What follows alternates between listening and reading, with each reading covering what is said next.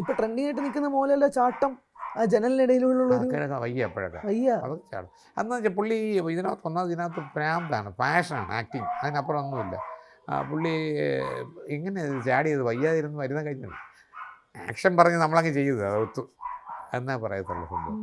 എനിക്കൊന്ന് ഈ സിനിമയിലായിരിക്കും അല്ലേ രാജേട്ടൻ അങ്ങനെ ഒരു ഫ്രണ്ട് അല്ലാതെ ഒരു ജ്യേഷ്ഠ തുല്യനായിട്ടൊക്കെ ലാലേട്ടൻ കാണുന്ന ഒരു സിനിമ.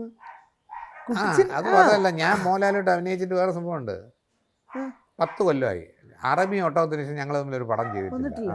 പക്ഷെ ആ ഗ്യാപ്പ് ഫീൽ ചെയ്യുന്നില്ല. ആ ഗ്യാപ്പ് തീർത്തില്ലേ, തുടരുമില്ലേ, സൂപ്പർ ഹിറ്റായില്ലേ. ഇപ്പം ഇവിടുത്തെ പ്രൊഡ്യൂസേഴ്സിനും എല്ലാവർക്കും മനസ്സിലായില്ലേ മോഹൻലാൽ മണിയമ്പിളായി നല്ലൊരു കോമ്പിനേഷൻ. ശോഭന രസകരമായ സീനുകളുണ്ടായിരുന്നു.